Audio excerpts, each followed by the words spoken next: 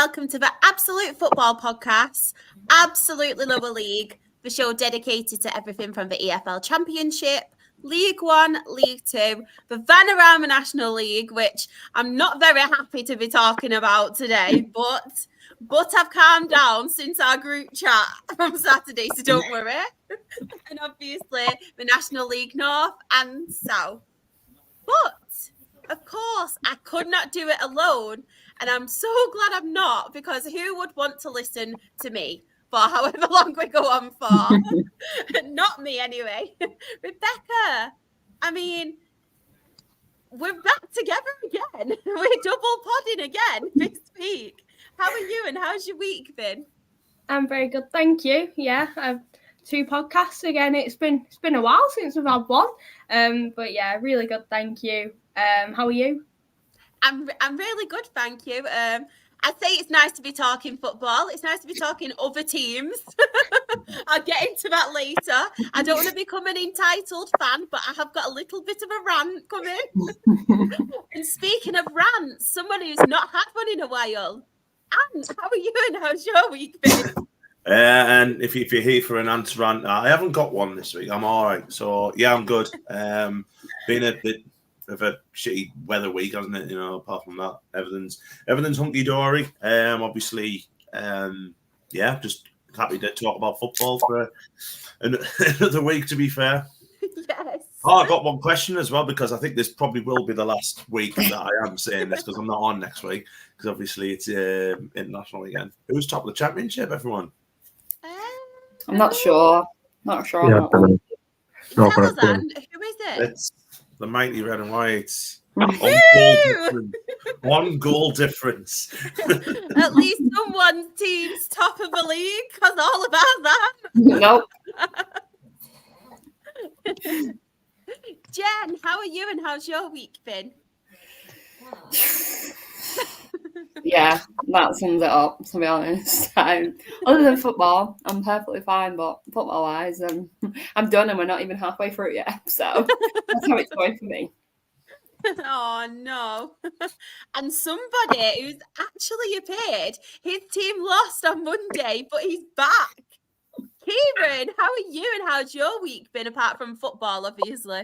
Well, you know what? Actually, football included, it's been fine. It's been completely fine. I'm not going to whinge about the result too much. But no, I was going to come on last week, but conveniently we won twice last week. So if I were to come on, the jokes of me only ever coming on when we win would have happened. So I thought I'll give you another week, wait until we lose again, and I will return. So here we are, guys. I'm not a plastic fan, despite popular belief. We'll see. But of course, it's not just us. We have a lot of people in the chat. Chris was watching football before we came on. He's currently watching Gibraltar versus San Marino. Please send any England updates in as well, because obviously I'm not watching the football because we're on here. So please let us know. I'll give you a quick update now. We've been absolutely dreadful. So no change then. Bring Gareth back. I'm joking. Thought everyone would go mad at me then. We've got Sean as well. We've got Kyle. Good evening, ladies and gents. Good evening. We've got our very own Sam as well. Hi, Sam. Hope you're okay. We have got Graham. Graham, who's very excited to be talking Charlton, and we are very excited to talk Charlton too. Who else have we got? We've got a lot of people in the chat, so thank you, everyone, so early as well. We've got Simon. Hi, Simon. How are you? You've got Green Acres. Weather was fine. Just don't ask Beeb. We have got Johnny. We've got Johnny's put, hey, all. Graham has put men's or women's championship on. No, the men's. Out on the top of the women's championship. Everyone's saying who's top of the table. Oh, what's top of the table? Yeah, none of us know. Only Anne. Do not know what that is. Johnny's put, it's only by a goal, Anne. There's only one iceberg that sunk the Titanic. Still happened.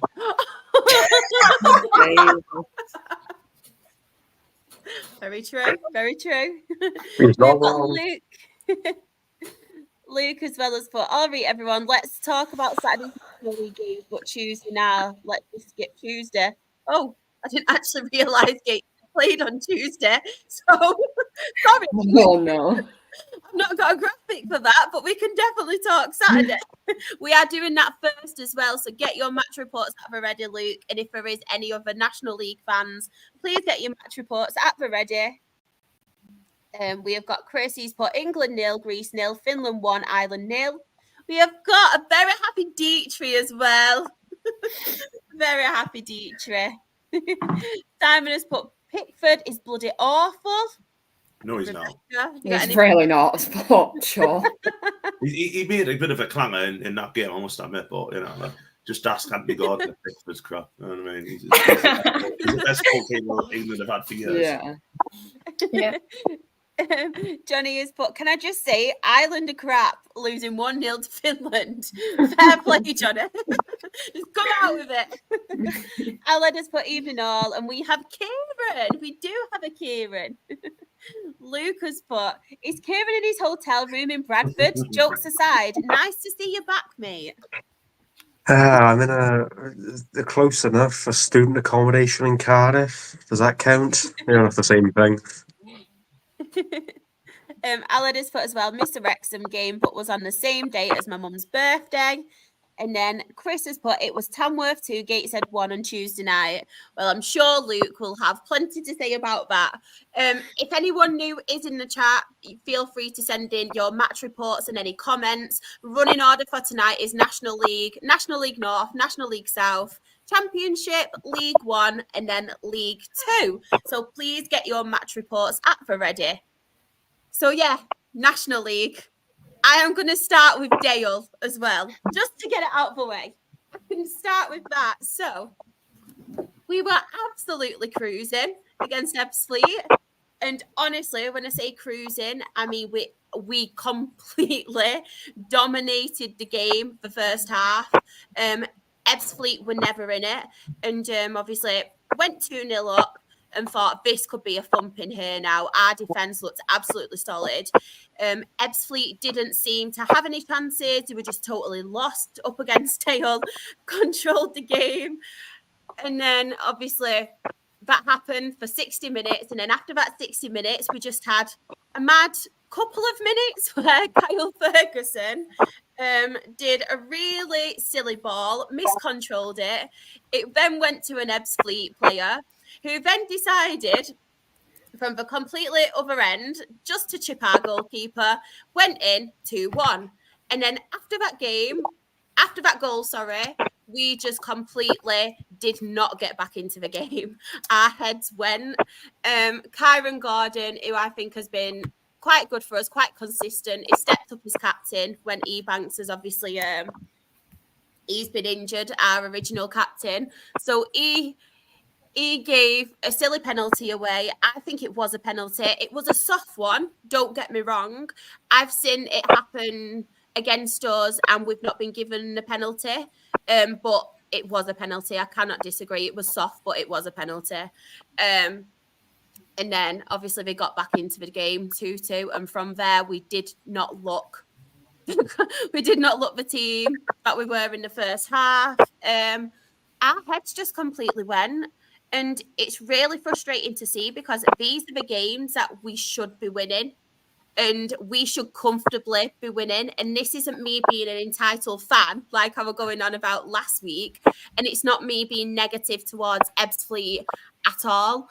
But you look at their position and you look at our position and if anybody did see any of the game, we were so comfortable. And just to completely deteriorate and just like let them back in, it just seemed very similar to last season, and I'm hoping it is just a blip, to be fair, but yeah, it's not good. It's not good. But yeah, it's FA Cup this weekend. We are at AFC Field away. Obviously, they've got a new manager now, haven't they? They've got Kevin Phillips. Big Kev. They did end up winning at weekend, which we will talk about, and he scored 5 goals. So you know what's going to happen, everyone.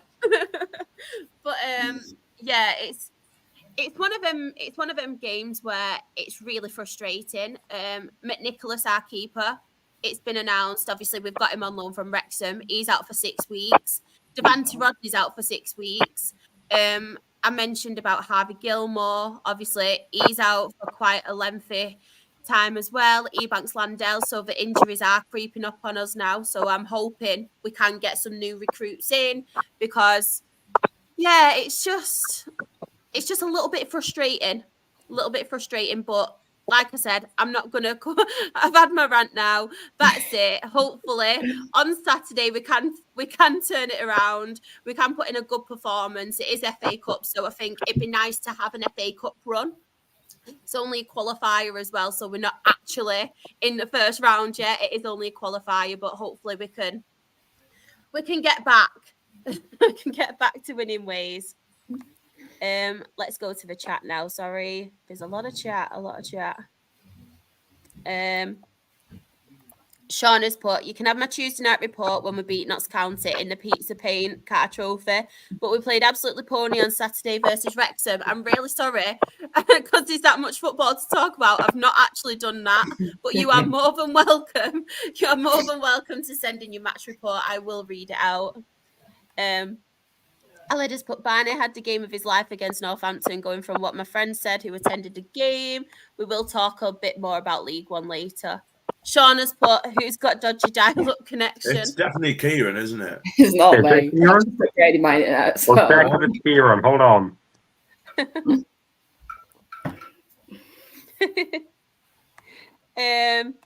I'll just put, how is Pope not starting for England? He's much better than Pickford. Oh, Nope. let's do the Pickford bashing.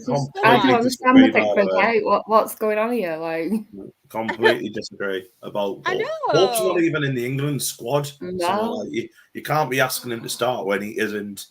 When he isn't even in the come back squad. from I've got no injury as against Nick well. Pope. He's hell of a shot stopper. Yeah. And probably a better shot stopper than the majority in the Premier League, but he's nowhere near as good as Pickford. Sorry, like Pickford is like England goalkeeper through and through. Like, there's nobody else that could be anywhere close to what he's done. If Pickford was at Man United or Spurs or something like that, we wouldn't be having this conversation because he plays for Everton. Always said that. Yeah. Because he plays for Everton. He's got more to do at Everton because Everton's defence always let him down. If you watch Everton, like if people who were saying this, and I said I wasn't going to go on around, but people who were saying this need to watch this run and need to watch Everton every week and see how many times he gets out of shit. Yes, he makes a mistake, of course he does, but so do all goalkeepers. Yeah, you know what I mean? Everyone makes mistakes. Like, no one's human. Mm. Like, people are gonna make mistakes, but it's how you learn from it and come back from it and become a better player. Yeah, exactly. Oh, Graham's put Rebecca's having a proud mum moment here. Like, go on, stick up, Greg, please. He's like, keep going. Yeah. And don't worry, Ian. Thank you so much for joining us. I will quickly read out Luke's match report. So I will quickly have a look here. So Gateshead 1, Wilston 0. So his match report is really frustrating game overall in both halves. First game without Rob Elliott, and it was something I didn't expect, but we managed to get a goal after constant pressure on Wilston. Very good win as well, because them games, like I mentioned about Ebbsfleet, they are quite tricky, even though you expect to win, they are quite tricky games. So, and obviously it's all transition and stuff. But yeah, I will read out this one as well. Tamworth away, it wasn't good enough, I'm afraid. Poor performance overall in both halves. Didn't seem like we were up for it, but we will move on to our FA Cup game against Hednesford. Is that how you say it? Hednesford. I wanted to say it quite posh because I didn't want to just do my northern Hednesford. So I tried to be quite softly spoken then, which isn't like me. What has Ellen said in the chat? He is put, I'm Welsh, so don't mind if England do poor. But if both keepers were for Wales, I would totally be behind Pope. Oh, wow. But no one likes Pickford, do they? Like, Pope's not even in the squad. That's what I'm trying to say. So you can't have him in ahead of Pickford because he's not even in the squad. So you got to go for, is it Henderson and is it Sam Johnston now gets in? I think so. I can't remember now. So Pope is like fourth choice England goalkeeper. I know what England are doing because England want the goalkeeper to play well with the feet, and Pope is useless at that. He can't play football. He's probably the best shot stopper out of the four. I'll give him that. He probably is, but nah. Just look at it's not in the squad. It just says it all, doesn't it? You know what I mean? Yeah. Look at the penalty save last weekend, and that'll tell you everything. Oh, you yeah. Yeah. Right, National League. We will get back to National League. Yeah. Stop calling Pickford, everyone. Stop it, or Rebecca will come for you. I'll cry. I'll sit here and cry. And you'll be There you go, Dietrich. Dietrich's got your back. Yeah. Appreciate He's it. the only one we care about. Oh, he's in the squad now, isn't he? Oh, well, that's the first time in ages. Not like he's going to actually play, but, you know. Right, before we all get nasty with everyone in the chat, I'm going to talk about, do you know what? My game of the week, my standout one, and it pains me to say it, and I've mentioned we are playing them at weekend, but you cannot take it away from Fylde. Obviously beating Aldershot 5-2. They didn't have a manager then either. Kevin Phillips has only just come in this week. But like scoring 5 goals and Aldershot, they are a bit hit and miss, but we've seen what Aldershot can do already this season, and they are a very tricky team to play against. But Horton scoring, like, I'm so gutted because when we had Jim Bentley, Jem, right, we were linked with Horton, and I thought, oh, what a signing he would be. But then obviously we sacked Jim Bentley. It didn't happen, the deal, so I was gutted. And No. He's one who scores a lot of goals for AFC Fylde. But also, Jolly scored 2 and Massey as well getting 2. So what a brilliant win for AFC Fylde, because we have seen them struggling. And as much as I don't want to give them credit, you've got to, haven't you, when they score 5 goals? Yeah. Rebecca, is there any standouts for you on National League? I mean, Forest Green, Eastleigh have been in quite decent form recently, and so have Forest Green. So it was like expecting it to be quite a closer one than it was. I mean, fair play to Eastleigh. They did take the lead, but they just couldn't really hold on to it. And Forest Green did what Forest Green do and took it on themselves. 3 different goal scorers as well. So it's a pretty decent win for Forest Green to keep them still up there and pushing. I'm sorry, I'm just laughing in the chat. I will come to the chat in a minute. Luke as well, get Nick Horton in the EFL just for our sakes. He always scores against us.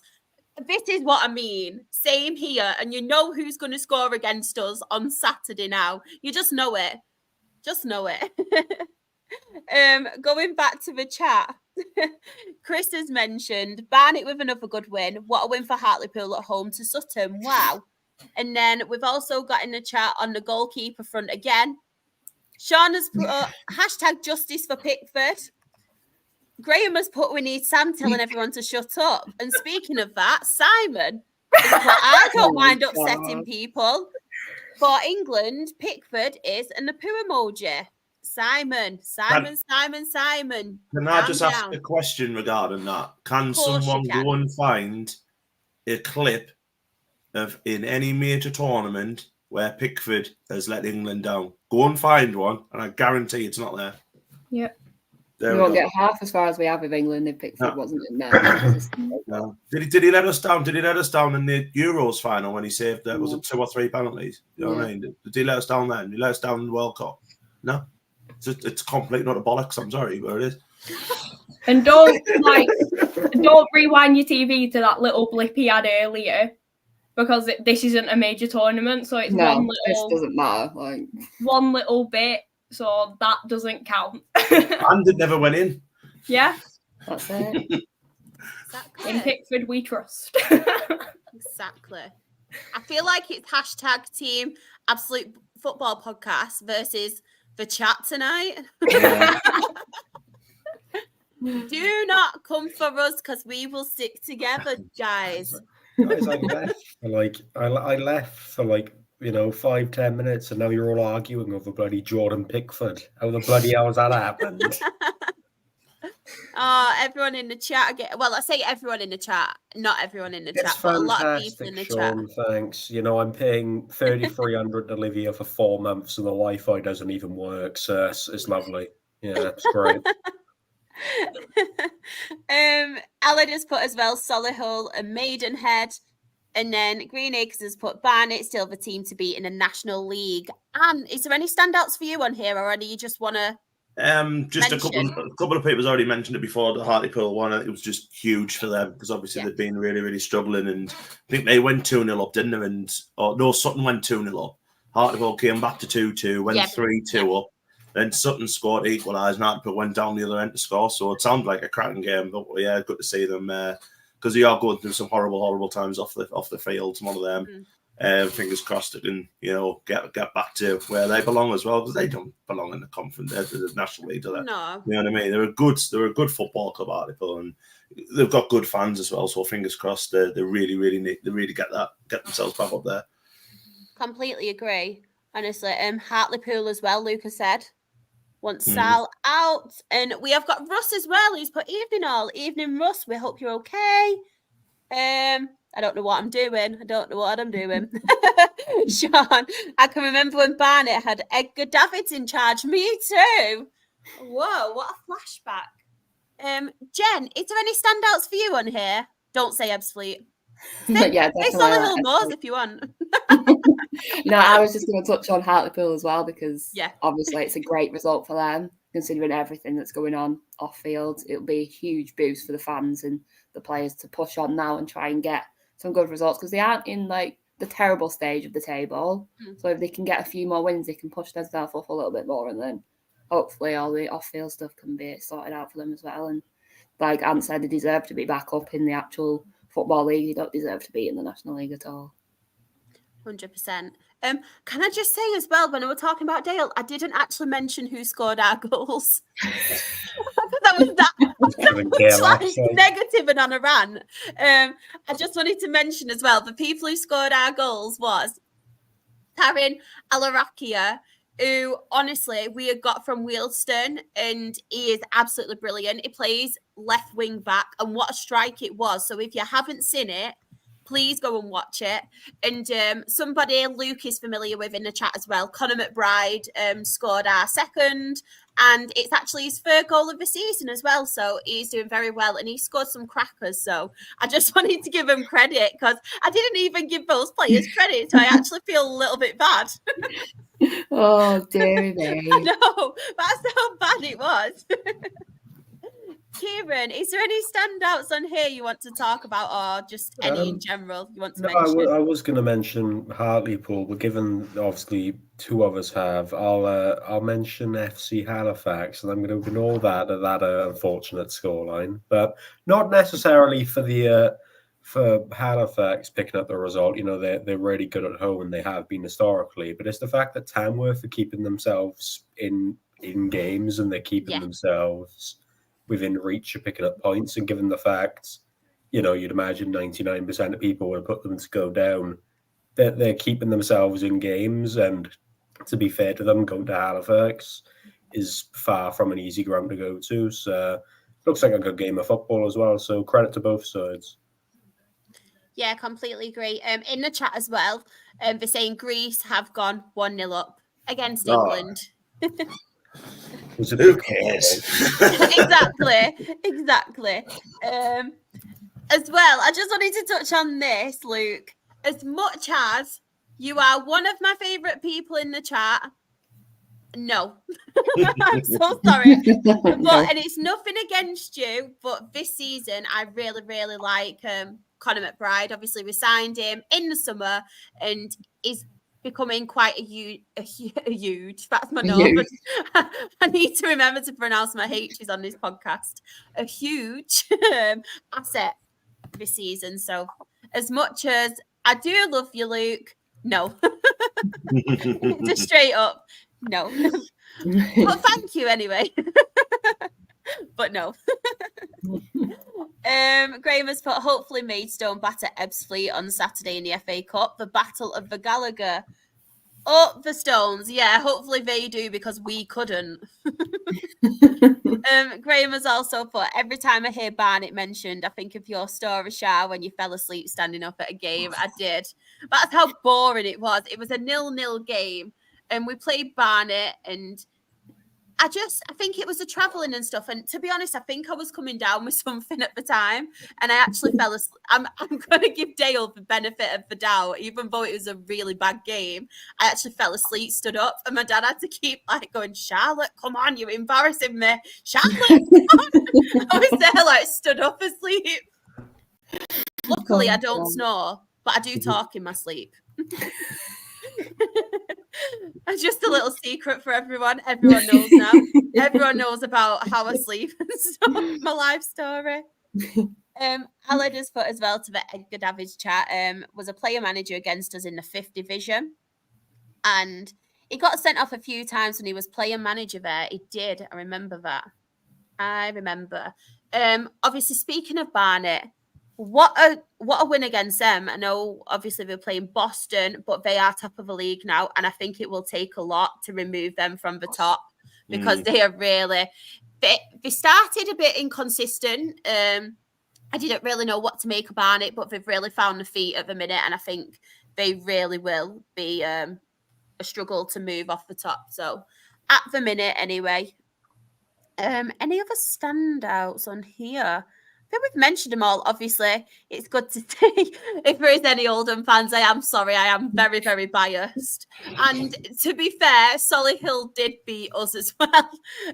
But yeah, I've got to go for Solihull winning 3-2 away at Oldham because Oldham have really, really been consistent recently. They have... I didn't really know what to make of Oldham in pre-season, but yeah, again with us, I think for around playoffs. So yeah, massive for them. And Maidenhead as well, beating Southend away. I mean, what a result for Maidenhead. Southend, I don't really know what to make of them this season, to be honest. Whereabouts are they in the table? Yeah, they're struggling, aren't they? 17th. 17th. So yeah, I don't really know what to make of them. Let's go back to the chat really quickly. I just wanted to mention this as well. We will be talking about George when we do cover the championship. So if anybody does want to pay tributes, or if you have got a memory about him that you would like to share, then when we cover the championship, please feel free to send them in. But yeah, I think that's everything on National League at the minute. Oh, sorry. I have got Green Acres has put, I went to watch my first Forest Green Rovers game because they were playing Barnet. 20 years on, I'm still watching them. I love that. As well, if you have got a match report that you do want me to read out or any thoughts, please do. That goes to anybody as well. But yes, I will go to the table. Let's hope I get it right. So, top of the table, we have Barnet. As I mentioned, they're going to be quite hard to move, I think. They have 30 points. Only 3 points behind them, though. In second, we do have Forest Green. In third, we have York. Yeah, they're doing very well, York. I mentioned it a couple of weeks ago. I didn't really know what to expect of them because they did sign quite a lot of players last season. Added some players, obviously, to their squad this season, and they really, really had a great start, York. So, yeah, they are third on 26 points. Gateshead are fourth on 26 points. Rochdale are fifth on 24 points. Oldham Athletic are sixth on 23 points.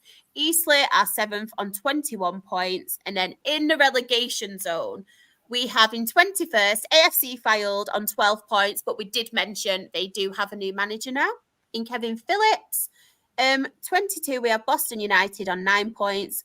Wealdstone are 23rd on 8 points. And then the bottom of the table, who have now got an extra point because of our inconsistency and our really, really bad errors. We have Ebbsfleet United, and they have 6 points. So I will go now to National League North. I will come to you first, Rebecca. Any standouts for you?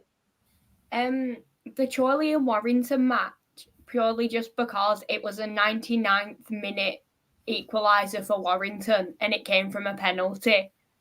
So it's one of them. I think Charlie will be frustrated to not be able to take all 3 points with that one. Yeah. They did have Joseph Nolan sent off, but it didn't really seem to affect them because they then went and scored 3 minutes later. So it was one of them. It was like a quick turnaround for them. But, I mean, fair play to Warrington. I know it's a penalty, but Connor Woods took the penalty.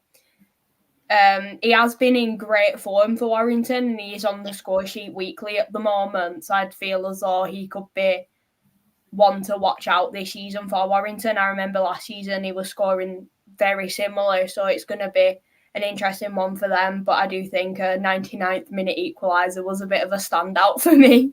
Yeah, definitely. Anne, I know what you're going to say. Need them. Yeah. And then they won 12-0 on Tuesday. Hey. You're joking. Yeah. Oh, Yeah. Oh my God, it's so out. That's getting battered 12-0. I'll be like, I don't know who they were playing. Yeah, I mean, fair play to them. I know, like Ben's mentioned, like obviously everyone's tipping them to go down, but they're more than holding their own, really. So I'm over the moon for them, to be totally honest with you. I know Shields are really struggling as well. And then obviously to take into the Suffolk Premier Cup, which is the county cup down there, they beat Long Melford 12-0. So, you know, I mean, in whichever league you're in, that is a right hammering, or whatever cup. Fair play, up the market. Something that I just wanted to point out as well, Luke has mentioned it, the amount of draws. Yes. Yeah, there's a lot of cross going on in that league, aren't we? There's a lot. Just before we move on as well, Johnny has put in the chat. I know it's not football related, but I just want to say happy Mental Health Day to you all. I would like to say if any of you are down, my DM is always open. Do not suffer in silence. That's very lovely of you, Johnny.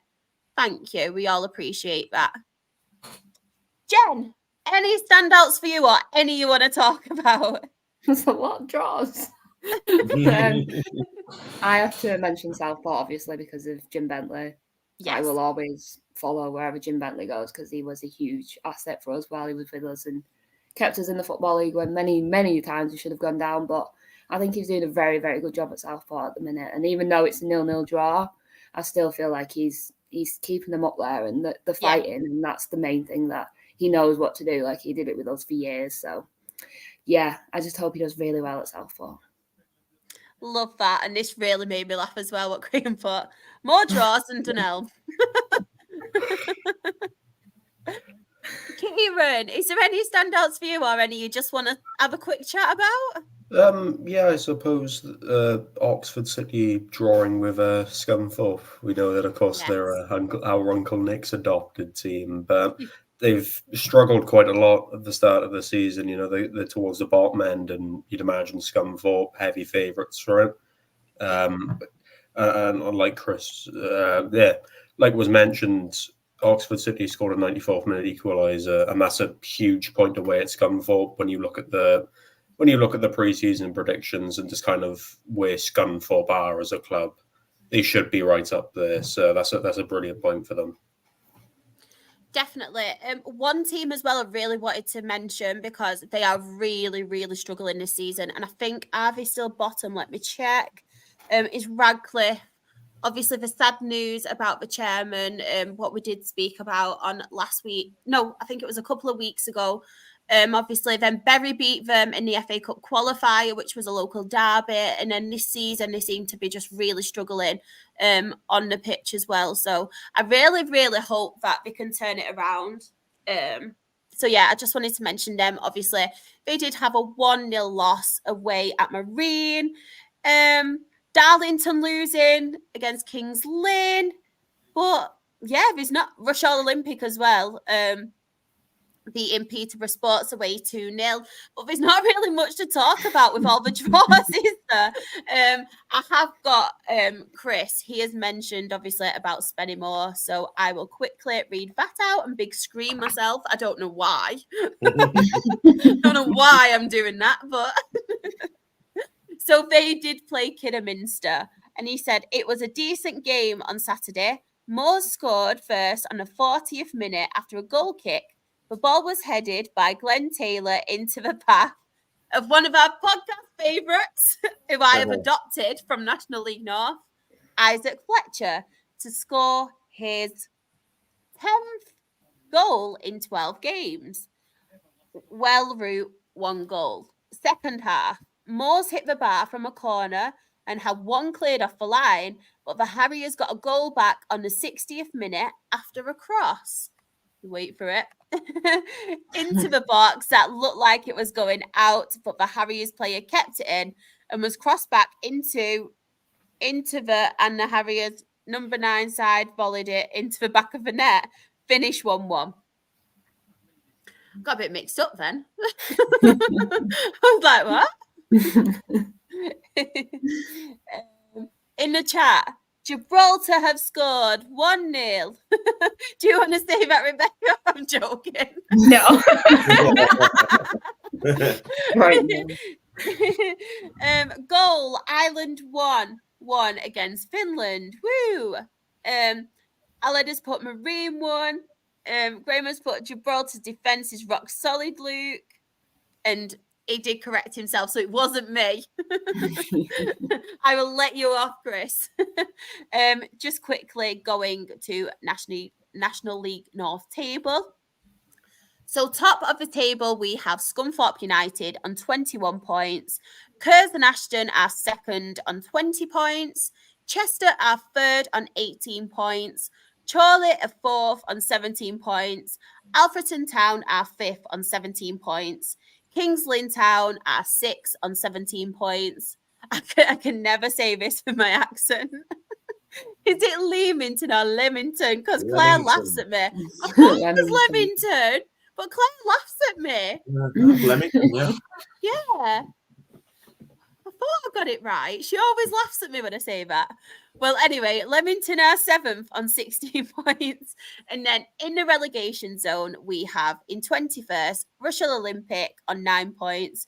Marine are 22nd on 9 points. Oxford City are 23rd on 7 points. And then at the bottom of the table, as I did mention before, unfortunately, Radcliffe are bottom on 4 points. Right, I'm going to get straight into National League South, but I do have a match report from Ben. So I will read out Ben's match report first. Bear with me. It's a long one. It is a long one. Where is it? Right. So, obviously, Maidstone United 2, Worthing 0. So Ben has put, here's my match report.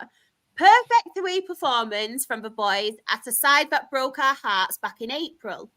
First 15 to 20 minutes, we were fantastic in terms of our high press and putting the ball into dangerous areas. The first goal came as a gift, really, as a chip over the top from Tate Trusty made the keeper, Chris Haig, come needlessly for the ball that allowed Charlie Seaman to pass into an open goal to give us the lead. Seaman should have had another a minute later as we capitalised on Worthing's playing around the back, but he blasted his effort over when trying to run around the keeper. Benny has put, Worthing didn't offer too much, but there was a sense of roles reverse involved in our second goal. Our former forward, Mo Fall, looked to lob Alexis Andre Jr., but his effort bounced off the same bar that Matt Rush hit back in the dying moments of the playoff semi-final. However, 20 seconds later, it was us that hit the sucker punch this time rather than Ollie Pearce back in April, as Aaron Blair put a lovely cross to the back post for Captain Fantastic Sam Corn, who finished across goal to seal the points. Brilliant win. Just a shame one of their stewards was a job's worth. Thanks, Ben, for letting me read it out. Oh, no. These are Ben's thoughts and Ben's thoughts only, not mine. Shame one of their stewards was a job's worth and wouldn't let me on the pitch to film our celebrations. First club that's done that to me, so a bittersweet end, but doesn't take away a superb day on the road for us. Ebbsfleet, we're coming for you. Up the Stones. Thanks, Ben, if you are watching. I hope that Stuart doesn't think that I've been slagging him off. Imagine if the steward's watching. I know, imagine. Also, Chris has pointed out in this one, there's no draws. This is a place to be this week. Luke has put as well the contrast between draws between North and South. Russ has put it's all about Slough Town. Graham has put as well, Welling losing at home in a game with the most bonkers penalty awarded ever seen. And Chris has put up the freaking Stones. We agree as well. Rebecca, any standouts for you on here? I hope I pronounce this right. Is it Truro? Yes, Truro. Their match against Hemel Hempstead. I mean, Hemel are top at league, I think. So it's a huge win for Truro, taking them 4th now. So it was a big points for them. I mean, as I said, Hemel have been a team on form recently, and they have been like the ones to look out for in this league. But fair play to Truro, taking all 3 points with a goal from Cabia, I believe it was, in the 12th minute. So for like it being able to hold out for that long, I'm not going to try and do the maths there. My brain malfunctioned for the time that they did, being able to hold the 1-0. So for like great result for them. I love as well how you can say it properly, whereas I go Emil. Emil. How do you say it, Anne? Hemel? Yeah. Jen? Hemel. Oh, it's just me, Kieran. Emil. Oh, I was hoping one of you went Emil. Like, Hemel. brilliant. Brilliant. Anne, is there any standouts for you already you want to chat about? Well, me National League South team Hornchurch lost, so we'll not bother talking Who about did you them. lose against? Mark Dorking. Sorry. I know, that's absolutely fine. Probably the St Albans Salisbury game. That looks like a crap. I done it 4-3 away from home. Wasn't that Kieran's team, Salisbury? Salisbury are my adopted team. I'll let Kieran talk about Salisbury. He doesn't have a clue. And Salisbury. Look at him.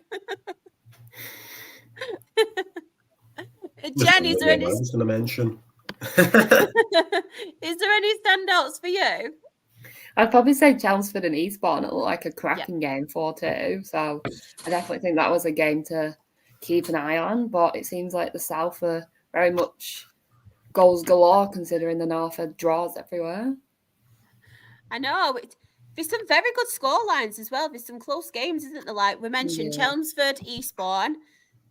Even Dorking, Hornchurch, so there were 4 goals in that one. Slough against Tonbridge Angels, there were 4 goals in that one. Slough obviously beating them 3-1. The 7-goal thriller at St Albans and Salisbury, as we mentioned. And one team I wanted to mention as well, Western-super-Mare. I mean, beating Welling 3-1. And yeah, second in the table. So, and Graham, he's obviously put as well. Western-super-Mare were awarded a penalty after a handball by Welling's Dave Winfield, but it was about 3 yards outside the box. Referee gave a free kick, but linesman convinced him to change it to a penalty. Wow. All happens in National League. I want that linesman. Yeah, he comes to us as well. Come on, I really want that linesman. Yeah. As Russ said, what goes on in Hornchurch stays in Hornchurch. That's what we always say on this podcast. Luke is taking a mick out of it. I think this is because he wants Conor McBride back. You're not having him back, but I do agree with all the pronunciations. So I will give you all an English lesson with my vocabulary right now. So repeat after me. Emil Empstead. Rebecca. English lesson. I mean, it's like back in high school when we did French and it was the teacher that was stood there with like the pointed things and like, I'll speak Emil Empstead. Anyone? Gone. Bolton. Kieran, I'll let you do it. Emil Empstead, like Oh, me. this is great. I can barely speak English anyway. Emil Empstead. Go on, Kieran. Yay, I passed. Jen, Bolton Wanderers. Bolton. Oh my God. Right, Rebecca, you've got to do this one now. You've got to go Barnsley. Barnsley. I end up sounding scout. Kieran, say Bolton Wanderers like me. If I say Bolton Wanderers. And then I want you to say Barnsley. I love this one because everyone, a lot of people I know say it like this. Barnsley. Love it. Jen? Barnsley. I'm putting so answer really here. I know. Graham has put, clearly the football is better down south with the results. And then he's put learning with Shah. Do you know what? If anybody in the chat wants to get involved as well, please tweet us or Instagram us with a video of you saying Emil Empstead, Bolton Wanderers and Barnsley like me. And the best one, honestly, I'll send a prize to you. I don't know what the prize is right now, but I will send you a prize. But please, please, please, if you will, after the podcast, obviously, because very important podcast. So yeah, please send us a video and of you saying those 3 teams. And do you know what? I think we should make it a weekly thing. Like we'll pick out random teams and everyone has to say it like me. Seeing as though everyone is obsessed with the way I speak on here. I think you get a t-shirt and you put all the names, you put all the pronunciations on there. I think that's the prize. Yes, I reckon so. Do you know what, Kieran, in my voice, who is top of the league in National League South? Emil Empstead. They are top on 21 points. Second, we have Weston-super-Mare on 20 points. Third, we have Torquay United on 20 points. This is another one where I go thingy. Fourth, we have Slough. Slough Town on 20 points. Yes, Stephen's joining in now. Barnsley. It is Barnsley. Nobody else is right. I'm right with my pronunciations. Fifth, we have Truro City on 19 points. This will be a good one. Sixth, we have Farnborough on 19 points. I'm laughing at myself now. Seventh, we have Boreham Wood on 18 points. And then in the relegation zone, in 21st, we have Enfield Town on 9 points. Averley are 22nd on 5 points.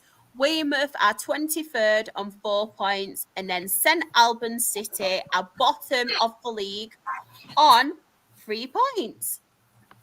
Yeah, everyone's taking the mick out of it. Oh, nah. Graham has put saying Emil Empstead sounds like an extra from Mary Poppins. Yeah, pretty much. Very quickly, Anne, we've just been doing like I've been teaching Rebecca, Jen, and Kieran how to speak like me. So I'm gonna quickly do it with you. Say Emil Empstead like me. Emil Empstead. Yes. Now you've got to say Bolton Wanderers. Oh yeah, I call Bolton now anyway. Bolton. No matter. And the last but not least, Barnsley. Barnsley. Love it. Hey. Lecky. Oh yeah. Lecky. Oh, no. We didn't get that on Monday. I will go in. I know. Right, we will quickly go to the championship now. So championship. I'm losing all my bearings now, my graphics, because I'm just thinking about Emil Empstead. They're my new team. I've got to get a shirt with Emil Empstead. So, Anne, Sunderland. Talk to us about Sunderland. Probably, I would say probably the best game I've seen in the championship this season. And I'm not saying that because it was us. I thought both sides were excellent. Thought Leeds were the best team we've played so far this season. And I think we'll be hard pressed to find a better team that we play. I thought they were absolutely outstanding. The likes of Willie Nunno, I thought he was superb. Aronson was superb. They were just fantastic. But we obviously took the lead. Chris Rigg scoring again. He's going to be a superstar, Johnny, an absolute superstar. He put us in the lead after good work by Trey Hume, and Dennis Serpents hit the ball there. Goalkeeper Melia's made an absolutely stunning save, but it's come out there. Riggs put it in, and then Leeds took over. We kind of slacked off, and we made it hard for ourselves. We were standing. We were like giving them far too much space, and then I think it was I can't remember who he got. Joel Peru got the equaliser, and it was all what Leeds deserved that. And then when it was the second half, we started playing a little bit better. But Willie Nonto scored what looked to be the winner. We were huffing and puffing, and then just the most ridiculous goal probably you'll ever see. Alan Brown's just literally tried to I think he's trying to lob the ball into the box. Melia's come out and kind of went to thank you, David. Kind of went to catch it. It's either took a bounce or it's hit something, or he's just lost concentration. It's gone through his legs and into the net, and we've got an equaliser 2-2. I think we deserved it. I've got to be honest. I think we definitely deserved at least a draw from the game. Thought, like I said, both sides thought were absolutely superb, and I think both sides will be there or thereabouts at the end of the season. But what he was doing, I have absolutely no idea. But I did feel wholeheartedly sorry for him.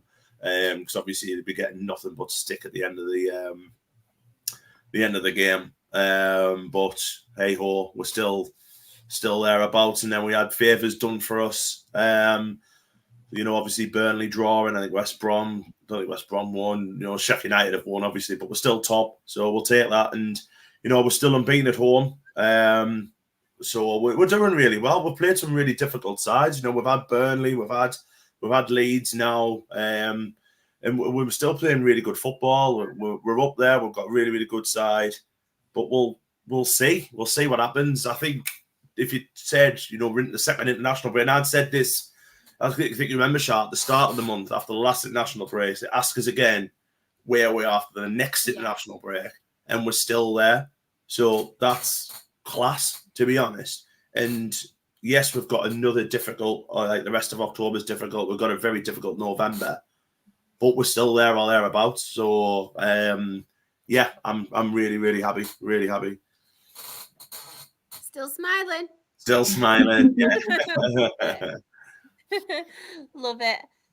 I will quickly put up the championship results now, and I'm going to come to you as well. Obviously, I know you spoke Sunderland, but is there any standouts on here for you? I've got to say, just to kind of reiterate Jen's point last week, Plymouth again, and getting a 97th minute winner. I think Rooney got sent off. Yeah, he got sent off. He got sent off. There we go, he's done it again. Then Morgan Whittaker popped up with an equaliser. You know what? And a lot of people, I think I might have tipped Plymouth to go down as well. But I think a lot of people have been proven wrong about Plymouth this season and about Wayne Rooney. I think, he probably deserves a little bit more respect than what people's been giving him, because he's obviously got them now playing some nice stuff because they are picking up results now. They beat us, that was their first win. They thoroughly deserved that. Thoroughly deserved 3 points there. I think they've beaten some big sides. And up until last week, the week before, Blackburn hadn't lost in the league. And that's a good side they've beat there. So fair play to them, fair play to Rooney, to be honest. And I'm also saying that because I've got a Plymouth top coming at some point this week as well. It's beautiful. So I'll try and wear it next time I'm on. It's absolutely gorgeous. Just before I ask the other people, Simon has put, when do you play us? And it'll be an easy game. It is coming up. Yeah, it is one of our next home games. I know we've got Coventry at home, and obviously there is a little bit of needle between someone and Coventry about something that happened, long before I was born. But there is a bit of a needle there, so it will be a big game. But Coventry are very much struggling, so it's one of them ones where I do now expect us to beat sides like who were down there. You know what I mean? Yeah, probably. Bang on there. But yeah, and obviously I'm done. That's me. Rebecca, any standouts for you or any you want to speak about? I was going to say Plymouth and Blackburn. I feel like the Blackburn have become like the championship team that I just go to for podcasts now. Don't worry. No, I mean, like I've said quite a few times, Blackburn do have a very strong squad. They have been one of the most informed sides on the I nearly said on the podcast then, in the league. They have been Also on air too. they have been a standout, and like as Jen said last week, fair play to Rooney, like what he's doing with that Plymouth side is it is really good. And I mean, it was an interesting match, 97th minute. I don't think you can ask for much more, can you? Like, your manager gets sent off, and then it's one of them, you think, oh, it's a point. But no, they dug deep and they got what they deserved at the end of it. Definitely. Jen, any for you? I'm going to have to say it. I'm going to go, it pains us. Luton losing. Again. I feel like we're reiterating what we said last week about Robin, if he's going to stay or if he's going to go, but did you see the fans as well? The fans are starting to turn. Yeah, the fans are starting to turn on him now. It's like, what do they do? Do they keep him or do they look elsewhere? But there's not much in the market right now for managers, so it's like they're kind of stuck on what to do. I know we mentioned it last week, but what do we think's the problem actually at Luton at the minute? Because to be fair, I think they lost a few players as well. Yeah, they have. Yeah. They have. I don't think they've recovered from. I think I mentioned it last week. Well, I don't think they've recovered from Lockyer, collapsing on the pitch. I think that's kind of. And you've got to remember, like, regarding that, it's the second time it happened when it happened in the playoff final as well, didn't the year before. But when you see your mate like that, and obviously, the Luton are a very close set of. Set of squad, you know what I mean? And when you see your mate who's, pretty much died on the pitch, being brought back to life, but that's probably his career done. I think there's sort of just something in the memories there. I think it's something that they haven't recovered from. And the problem is as well, as much as I think Rob Edwards deserves massive credit for what he did with Luton, and we mentioned this again last week, they're now getting used to losing a lot. It happened in the Premier League where they did kind of just tail off without went down with a little bit of a whimper last year, and it's hard to get out of that mentality. It hasn't happened straight away for them this year, and now they're literally just. But watching them, I mean, Sheffield United are a very good football inside. Don't get us wrong, but Luton look absolutely shot of all confidence, to be honest. And I actually fear for them that not many sides do the double like we did. We went down twice. If they don't change something in that club, then they will go down because they are massively, massively struggling. Really struggling. Yeah, completely agree. Simon has put as well, that happening in a playoff final was the scariest thing I've ever seen at a game. Apparently, VAR have ruled it off for Greece. Johnny has put, finally, our takeover is edging closer. Kieran, is there any standouts for you in the championship? No. Wait, we froze. We're back. Incredible. Literally, here'd you go. Kieran, have you got any? I don't think he's got any. I'll give a bit of credit to Watford, I suppose, just because of how much they've been struggling in recent seasons with. We always associate them with being up and around the top end of the table, but recent years hasn't quite, I suppose, panned out that way. And I think you've got to give massive credit to Tom Cleverley in the way that he's got them playing, in the way that, albeit they've dropped off a little bit in recent weeks, that's a really good result against Middlesbrough. And if I'm not mistaken, that does push them back into the top six, which... it's a positive thing in every stretch of the direction. And if Watford change their kind of, usual quota of sacking managers every quarter of a year, then maybe if you give Tom Cleverley time now, he had a good while playing for the club now. Yeah. If he can stay there as a manager, he can almost do what you'd imagine maybe Michael Carrick is doing at Middlesbrough and build something with that team. Yeah.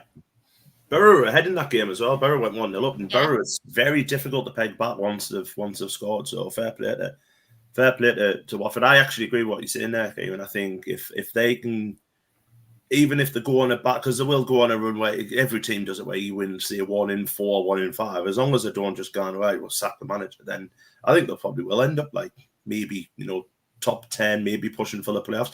Because when they beat us, they were probably the only side this season to really outplay us in the first half. I thought we should have been 3 or 4-0 down, and they were very, very good. So yeah, fair play to them. Yeah, I completely agree. The one I want to talk about as well, which, to be honest, I don't think we've spoke about them much. And as much as they are against a team who have been struggling this season and are in the relegation zone, Derby 2-0. Like fair play to them, another win for them. So yeah, very good result. No, you're right. And their home form's excellent. Derby's home form's outstanding so far. Hey, Jude. The second best Bellingham in England's just scored there. Exactly. Pickford's fault. I'm only joking, by the way, Jen. I've got Jude shut upstairs. I'll go get it.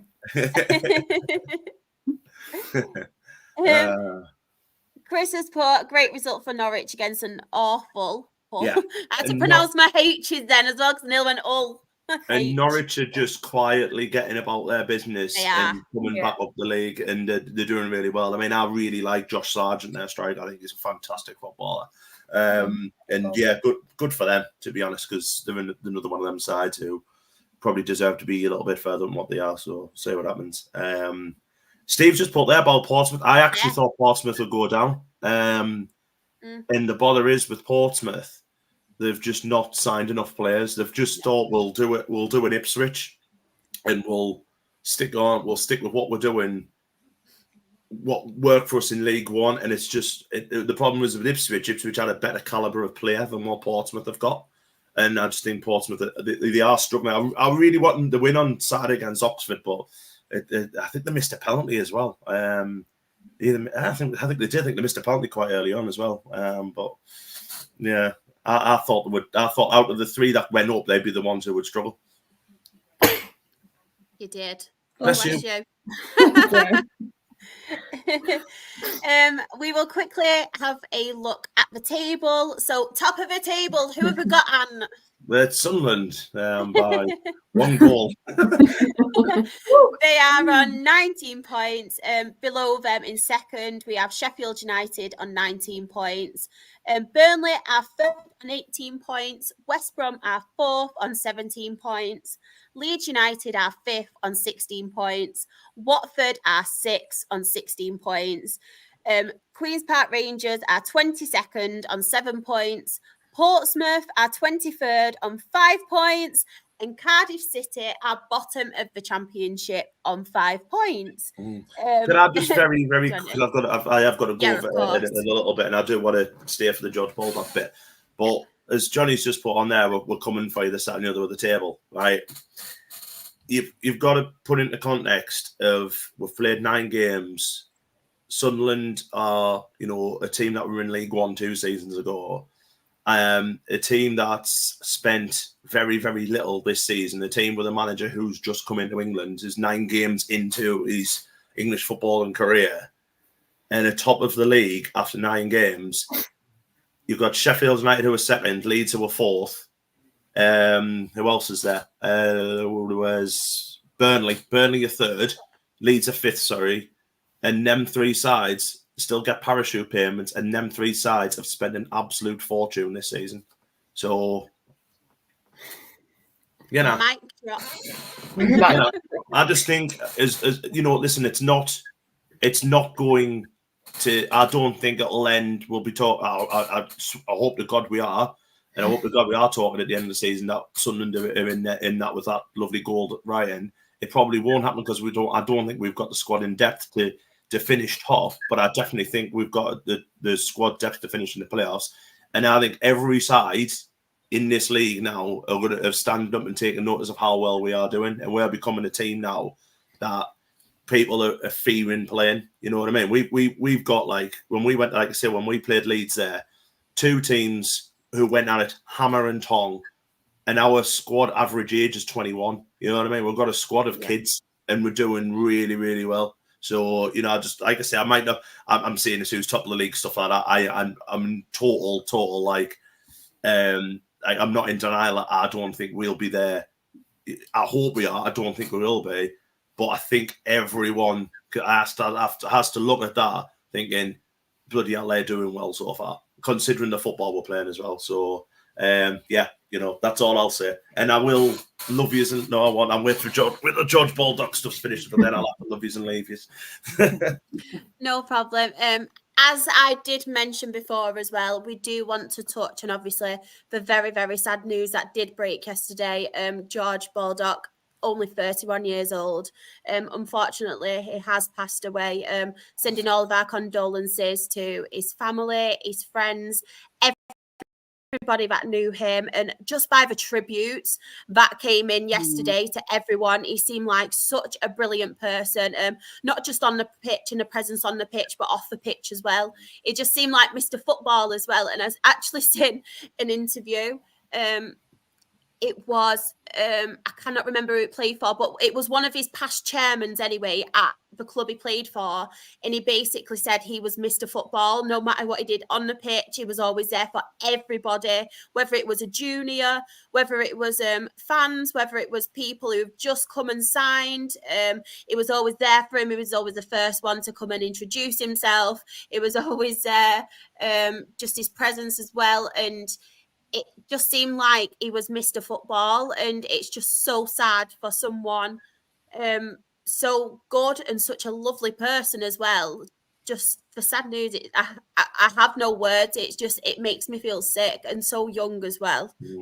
I think that's the thing that really, really shocked me, like reading it yesterday. And I can remember, you know, I think a lot of people in the chat as well, because, you know, George Baldock's played in, you know, a plethora of leagues as well. A lot of us can probably remember watching him play against our sides. I remember a couple of years ago when Sheffield United went up, and he was absolutely outstanding. I was thinking, you know, who the hell's this lad? You know what I mean? He's got, thought he was just a young lad off the block, but he was like 28, 29 at the time.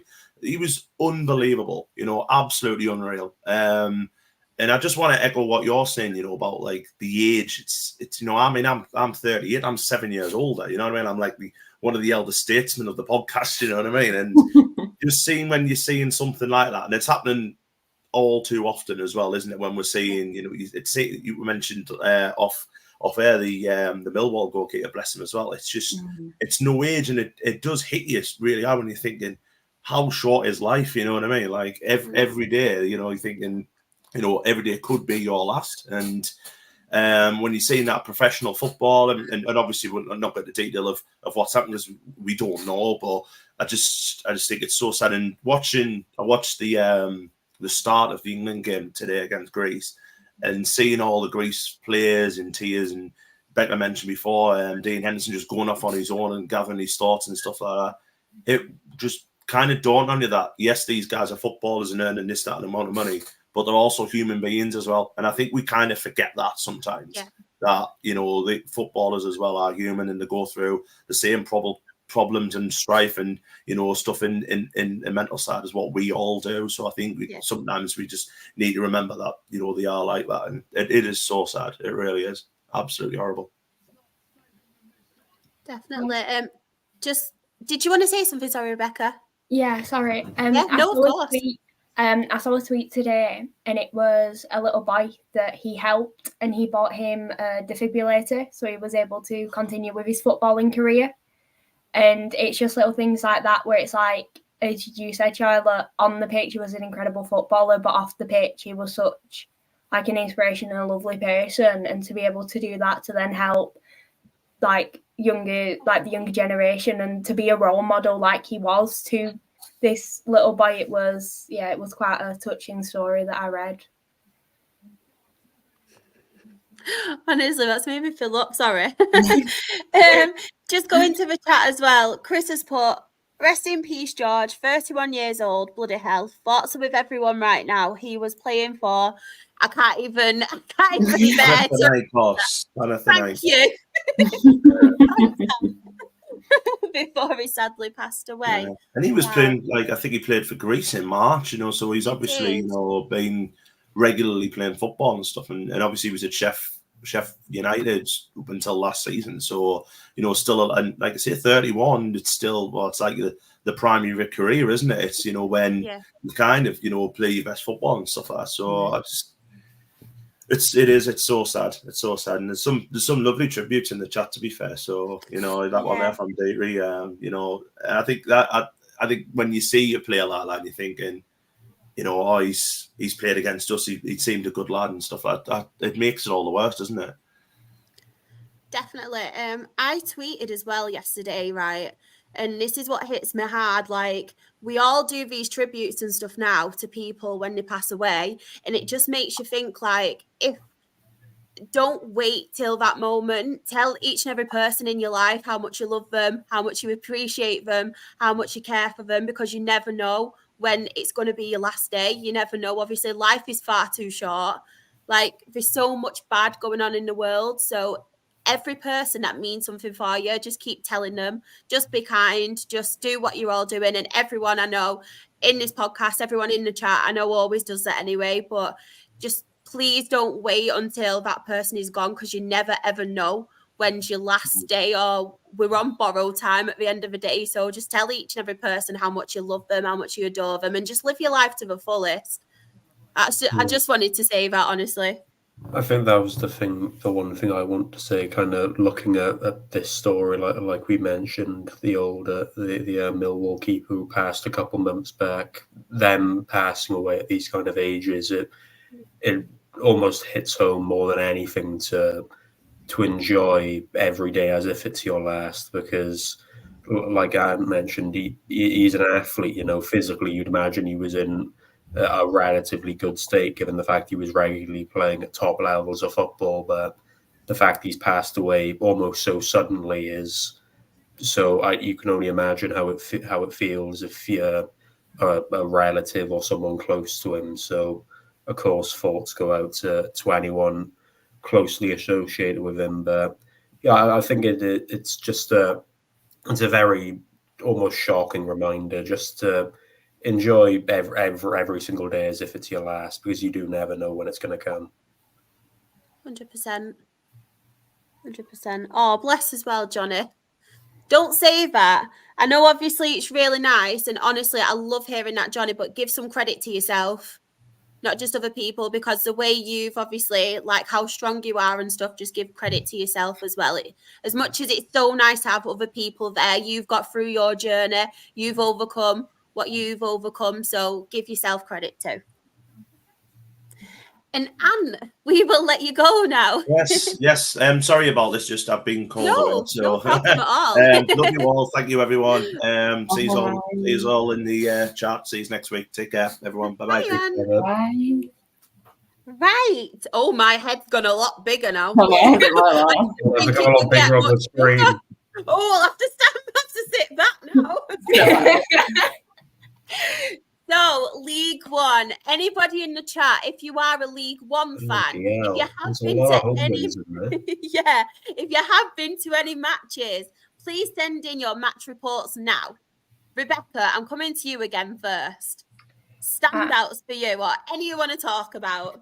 Lincoln, because there is some very good news coming from Lincoln. Ethan Hamilton is back. He's in the squad. He came on for Lincoln. He hasn't played since February.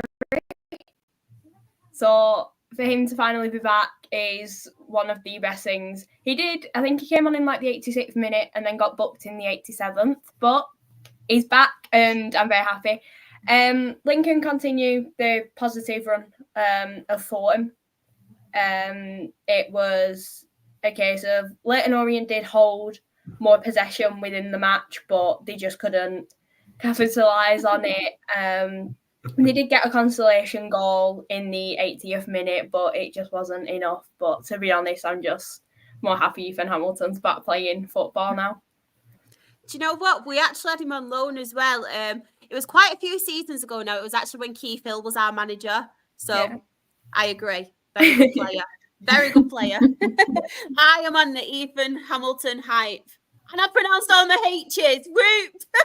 What a moment. My mum and dad would be so proud. We need to clip that one bit of you just saying his name. Yeah, as everyone's pointing out as well, there's a lot of home wins. I actually, while I was doing the graphics, I had to double check this one because I was like, have I got all these colours right? Because it just seemed to be a lot of green, but I did. I did. And yeah, Bristol Rovers, the only exception to win away. As well in the chat, congrats on the win, Graham. We both had a great weekend in regards to the two types of football. And yeah, I pronounced my H. So, Graham, that's wrong. I pronounced it. Jen, is there any standouts for you on here? We have to talk about Charlton and Birmingham. It seems that teams are going to Birmingham and going in with a force to win against a team that is pretty much buying the league. So it was nice to see Charlton get a win there because Birmingham should be winning every game realistically, considering how much money they've spent. So I think a lot of teams are going to be going to Birmingham now and being like, right, let's just go and win this and prove a point that you can't just buy the league. And I think that's exactly what needs to be done. And if Birmingham don't go up, then it's going to be absolutely disastrous. Surely they have to. They have but to. At the same point, and I think we've said it previously, as much as we're like, yeah, they have to go up now because of the money they spent, everybody is going to want to beat them. Yeah. And they're going to purposely, they should try hard anyway, because obviously if they want to win, they want the 3 points. But everyone is going to be like really up for it, aren't they? Especially going away against Birmingham. They're going to be well up for it. What we on? Oh, that one's for you, I think, Kieran. Is he your favourite Tranmere fan or not? Yeah, I think so. It's because I don't know any of the other ones. So let me find out a few other ones, and I may change my mind. But for now, yeah, he can be up there. Just for now. Just for now. Just for now. Graham has put, it'll take a while for me to type everything from the game. Do not worry, we will come back to it. Yeah. Chris has put Birmingham are the evil empire. Lol. Kieran. Lol. Lol. I'm gonna go for a team that I don't think get mentioned very often because of the quality of the other teams that came up with them last season. But that's being Mansfield. Fair play to them. They're third in the league after 9 games, 20 points, 6 wins, and albeit they've won 4 in a row, and you'd argue that 3 out of 4 of them are potentially favourable. You've got Shrewsbury, Northampton, Crawley, but then this Blackpool game, you usually associate Blackpool with being in and around playoffs, being within and around that top 6 area. So to pull off a 2-0 convincing home win where, again, I'm going to be biased, Will Evans scored a brace. It's always nice to see him doing well. I had a feeling he would when he moved on from us after last season. But I think there were a lot of people questioning whether, because they of course sold Davis, Keylor Dunn, some of the additions they had made weren't exactly the big standout ones that you have seen so far in League One. I think a few people would have potentially questioned if they had the strength or even the squad to stay up, never mind thrive and push towards the top 6 and promotion and whatnot. But fair play, I think they're proving a lot of people wrong, and that result for me is the highlight, despite the fact, of course, the Birmingham lost on the same week. Speaking of that as well, Graham is obviously our Charlton fan, and he has put, we were absolutely outstanding on Saturday.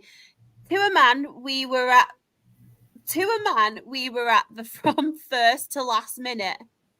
Constant pressing and never allowed them to settle. They were never really in the game at all. Nathan Jones switched formation to a 4-4-2, playing a diamond in midfield, and it worked perfectly. Tactically, he got it spot on. We restricted the 20 million strike force to 3 shots with none on target. We were all Charlton that day, I tell you. If there's any Birmingham fans in the chat, I'm sorry. I'm sorry, we're only joking. Please come back next week. But we do love Graham.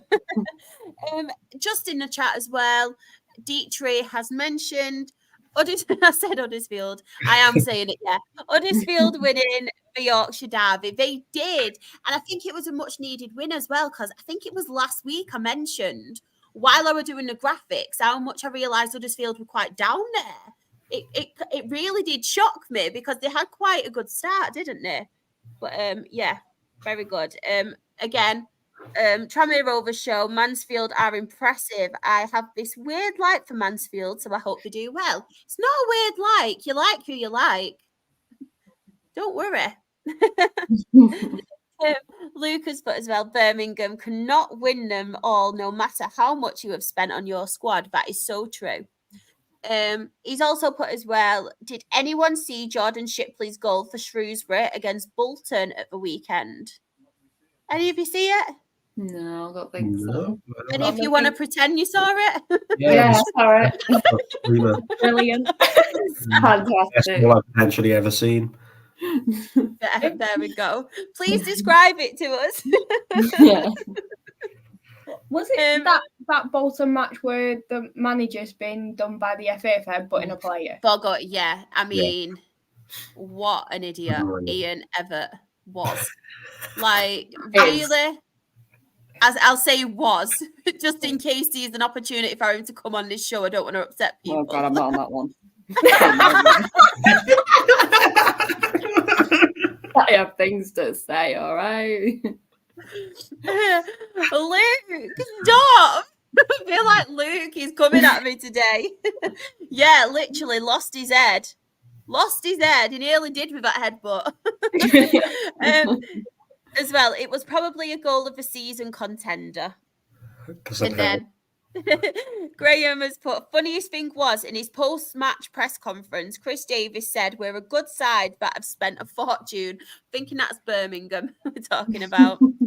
A couple of results I wanted to mention. Obviously, Peterborough getting another win, 2-1 at Stevenage. As much as I don't want to talk about Peterborough, I have to mention them. Trying to not be bitter. Cambridge, they're really struggling, aren't they? Yeah. Obviously, Exeter beating them 1-0. Any other ones that we've not mentioned? Reading. So sad. My little heart. I know. Oh, look who we've got. Oh, it's Claire. Hiya, Claire. Come on. Come on live now from on holiday. She's put as well, told you Cambridge would be going down. Down by Christmas wasn't my prediction. No, you've got to put your tree up now, Claire. Yeah. Relegate Cambridge now, sadly. They are really struggling. But as I mentioned, Reading, it's so sad to see Reading struggling. Really, really sad with all their troubles. Wickham beating Crawley as well. Yeah. I think this is the Crawley that a few people were expecting, and it doesn't help that they've lost 99% of that squad that went up. They've lost the manager alongside it. I mean, don't get me wrong. Is it Rob Elliott they've got in from what was Gateshead? Sorry, Luke.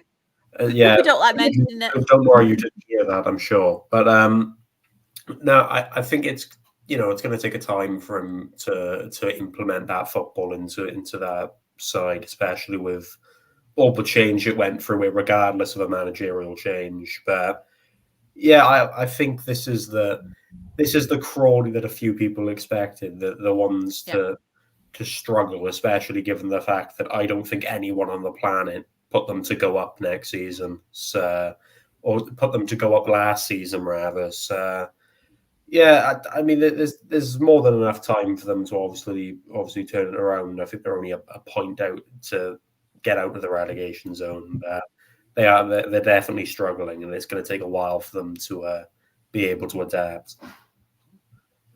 Just on that as well, Kieran, we've got a thing, like I weren't speaking about Fleetwood last season, and now Peterborough, I very rarely want to talk about. we have a new thing now where we're not allowed to mention Crawley because it'll upset Luke because of Rob Elliott. We'll let you off. We'll let you off this once because you've not been on recently. But in future, don't upset Luke.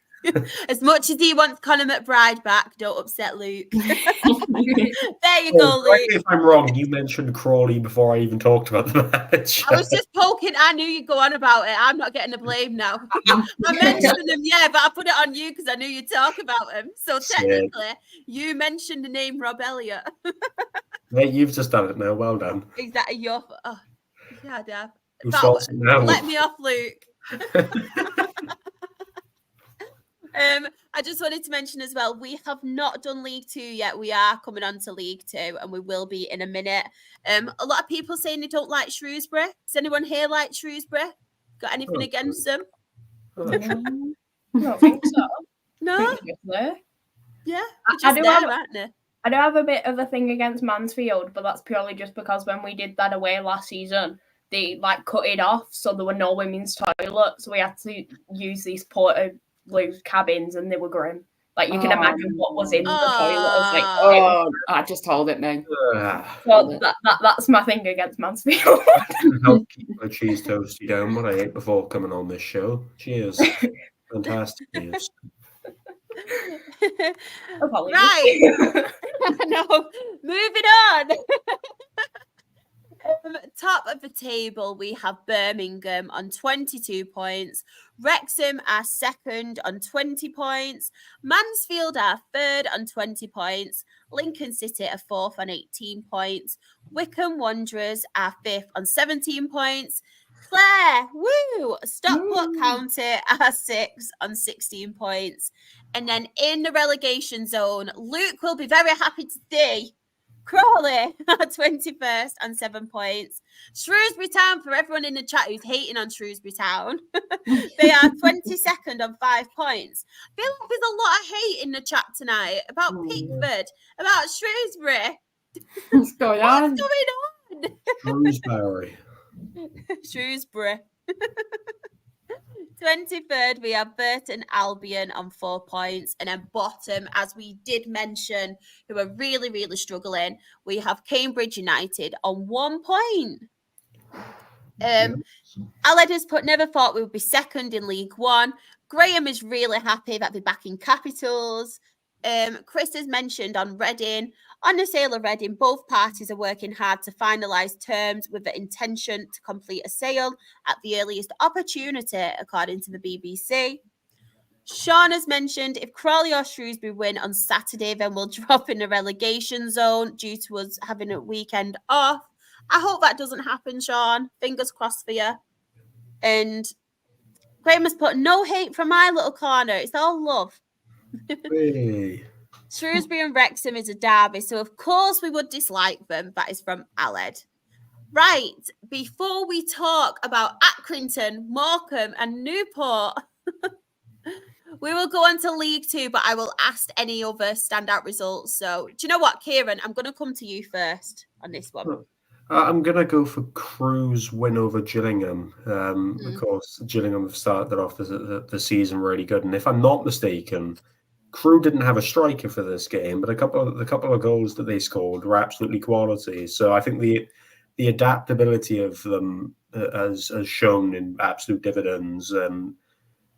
They had a really good run before they played us, where they won four in a row. They lost to us, and there's always the question when you go on a good run and then you of course you go on to lose, how you respond to it. And credit to them, they're right back on track, picking up what is, again, a really impressive win against the Gillingham side that I think are one of the ones that is difficult to take any form of points off of them. So it's a really good performance from them. Completely agree. Jen, any for you? I would have said Chesterfield versus Walsall, because obviously Walsall are top of the league at the minute and Chesterfield are like mid-table. So that was a bit of a shock considering that Walsall are pretty much like right at the top at the minute. So I think that was a good game. Obviously, I think Walsall still are going to go up. I don't see why they wouldn't. But obviously getting a 2-2 draw is massive for Chesterfield, being like, I think they're like 12th or 13th, I think. But going there and getting that win would have been incredible. Rebecca? I mean, like Kieran covered it, but the Gillingham losing away, like they have a very strong side, and it is a bit of a didn't expect that one. I mean, I do have to, for Dreety, just say, and I do apologise, Kieran, but Bradford's win against Newport, I am very, very happy for it. Like the excitement on Monday from her in the chat, and it was a good performance from Bradford, so I did just have to mention that one for her. Just mentioning in the chat as well, yeah, I have made an error. I had all these graphics to do. It's not the end of the world. One of them. We'll go past it. Don't worry. It's not the end of the world. I was just testing you all. But yeah, I'm going to go for, obviously, I jinxed Grimsby because I did say Grimsby had a very good, were doing very well and going up further in the table after their bad start. So yeah, I have totally jinxed Grimsby. One that I did want to mention as well is obviously Barrow winning.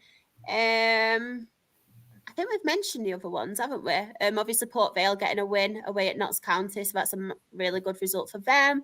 But yeah, anyone in the chat? I will go to Tranmere Rovers show. So he has put, we pretty much dominated MK. Their goal was quality, but their only bit of quality all game. Tom Davis, our centre-back, pinged the ball across and OP headed it down to Regan Hendry, who fired it in. Just waiting for his second one. There we go. Tranmere fans are torn. Nigel Adkins is a brilliant manager, but it doesn't mean to say he always gets it right because of who he is. We don't question his decisions, even if we got relegated. Graham's put, didn't mean it as a negative, just in case anyone in the chat didn't know if he played. I'm always full of admiration for all the work and effort you put into these shows. It's okay. I was just pointing it out. Everyone's happy that MK franchise didn't win. I think that's every person in the chat who's really chuffed with that. As well, Sean has put 2 podcast derbies in League Two, things we love to see. Aled has also put Newport had their opportunities while it won 1, but weren't clinical enough, which is a different story with Bradford. Stephen has put, come on, Barrow. Love that. Right. Who wants to go first? Do we go for those? Rebecca and Jen, do you want to go first? Seems as you played each other. I don't know. I wasn't there, so thank God I wasn't there, is all I'm going to say. Do you want me to start? Go on. There you go. Well, apologies, Jen, but we got our first win of the season, and I couldn't be happier. Like, the celebrations from the lads at the end were incredible, and it was just like the relief on their faces when the full time whistle went. We were without Jake Batty, so we were without a left back with Seb being injured as well. But we saw Sonny, who we have on loan from Man United, make his debut. Incredible debut from him. Like, to be thrown in the deep end of Aki and Morecambe with like the current situation with where both clubs are in the league, it was like a big one for him to come in. It was a decent performance from us. We did what we had to do. The first goal was a penalty.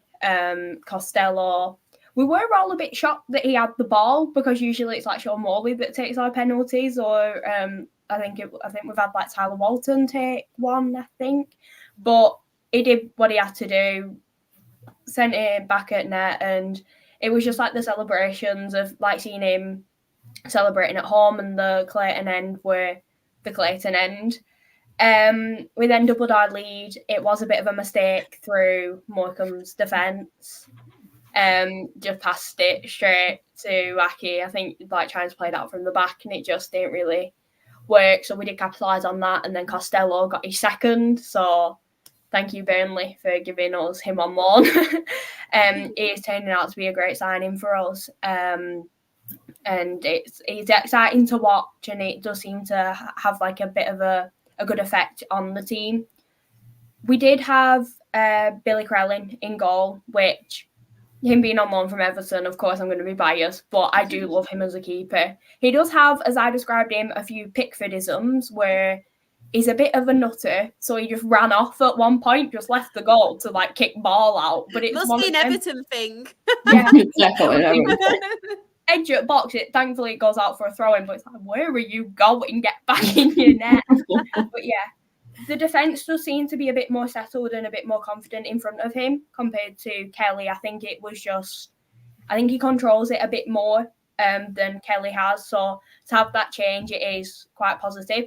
They've learned how to head a ball.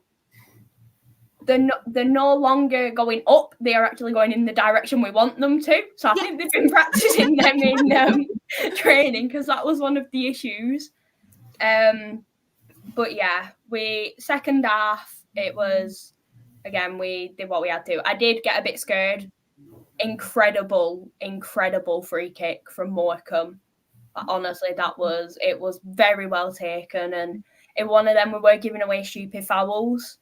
And you just know, Aki, we've been 2-0 up before, we've drawn 2-2. So I think at this point I was hiding. I was like trying to sit down, just hiding away, like, please don't. But yeah, and the confidence has picked up.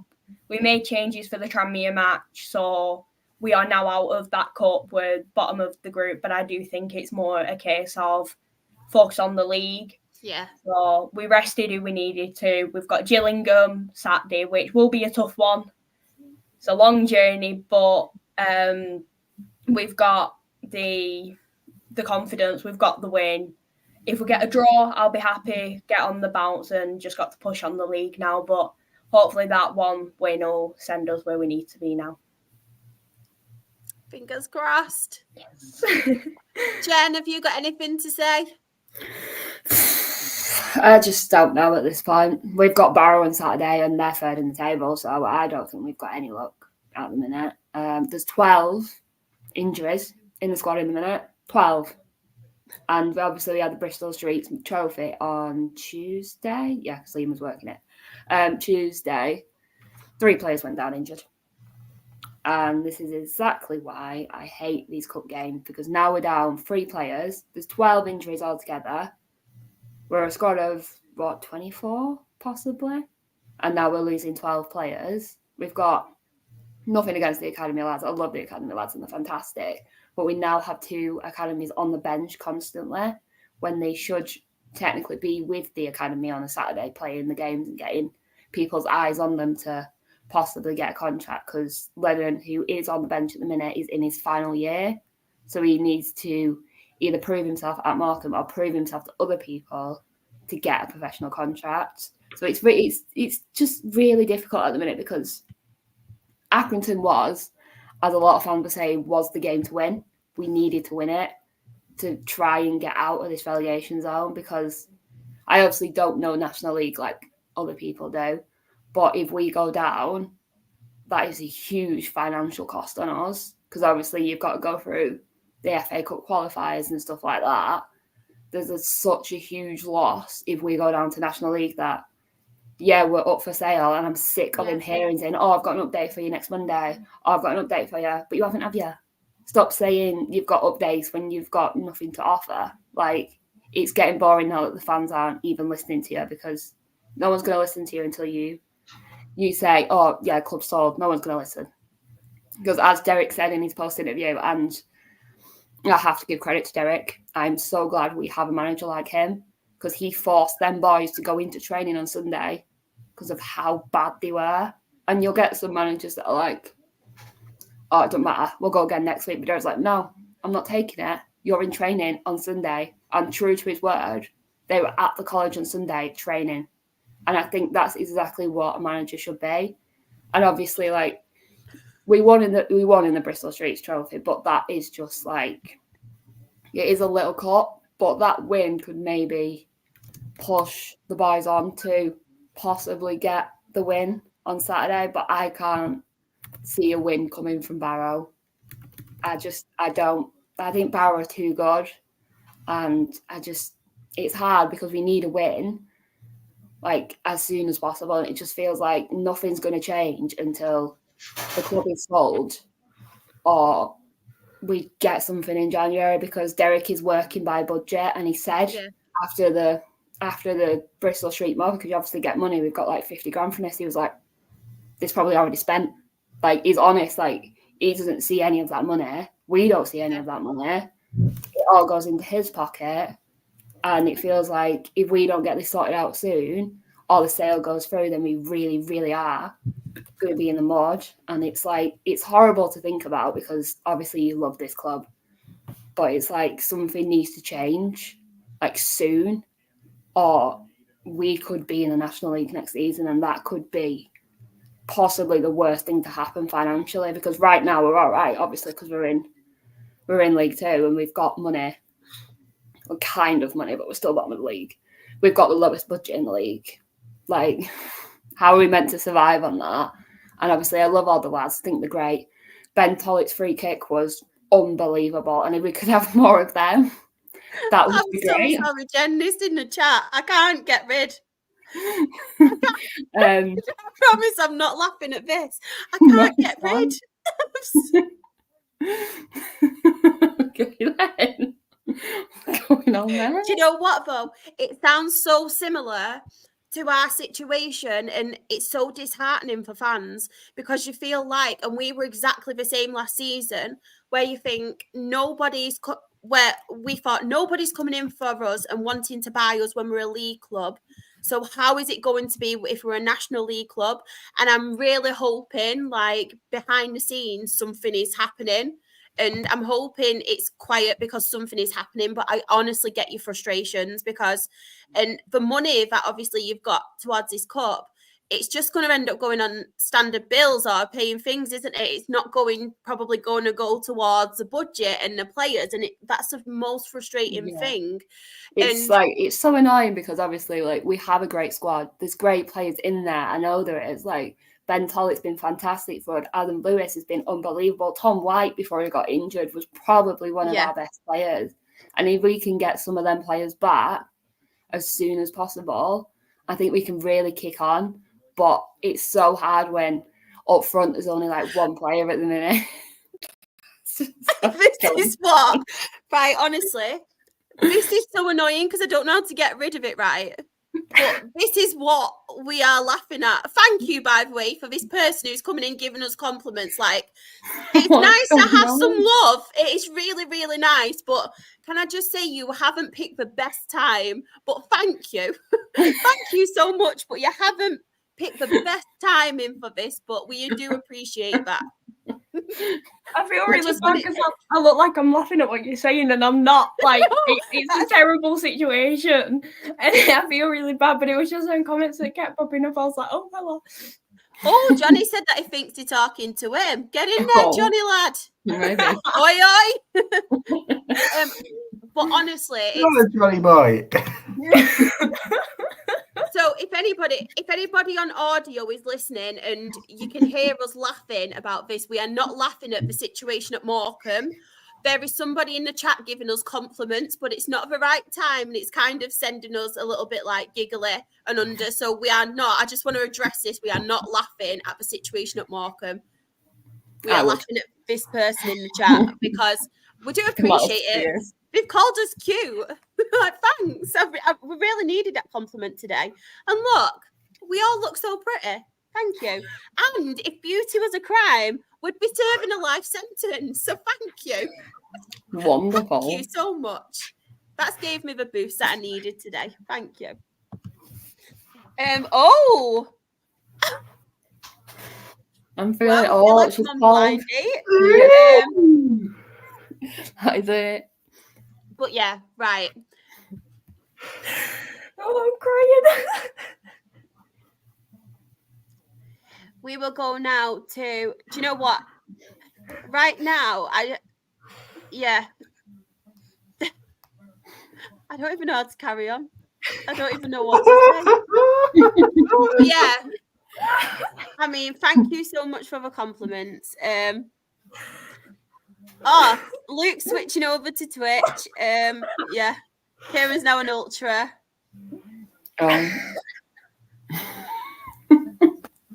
Right. Wow. Brilliant. Absolutely brilliant. If only I knew what I was doing to get rid.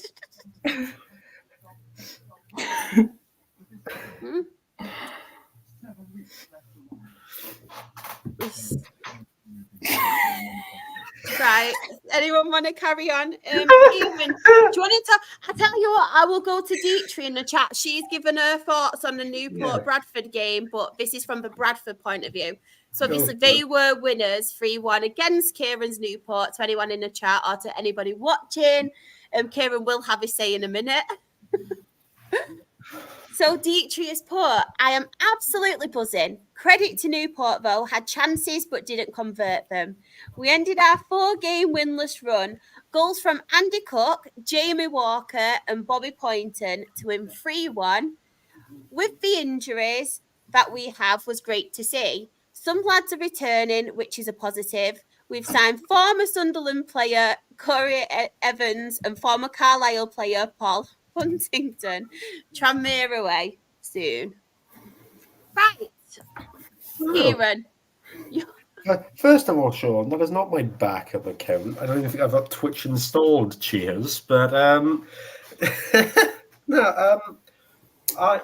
first of all, I like to start off apologising for the words of negativity I have shared to Bradford over the most recent months. I mentioned at the start of the season I am a changed man, and I will start off with that comment. Anyway, onto the game. I'll be fair. For a Monday night 8 p.m. kickoff, we've seen a few of them in League Two, and they've been absolutely miserable to watch. I think Tranmere, Salford were one of them, and it ended 0-0, potentially the most boring game of football I've ever watched in my life. But I'll give the credit to this game. I thought it was a really good game of football. I think Bradford deserved the win out of the context that they developed chances, they took chances, but I really feel because we were so good at creating, especially at the start of that second half, or even for the majority of the second half, we created absolutely loads. And if we would have just got the final touch spot on, or if we would have, just changed a few things about the way we played, that game could have easily been 3-3, 3-4. But irregardless, one thing that I wasn't overly pleased with is that I don't think our substitutions were spot on. I think it was 1-1 at the point. We were on top of the game for, like I said, that first half, that first 20 minutes of the second half. I am a changed man.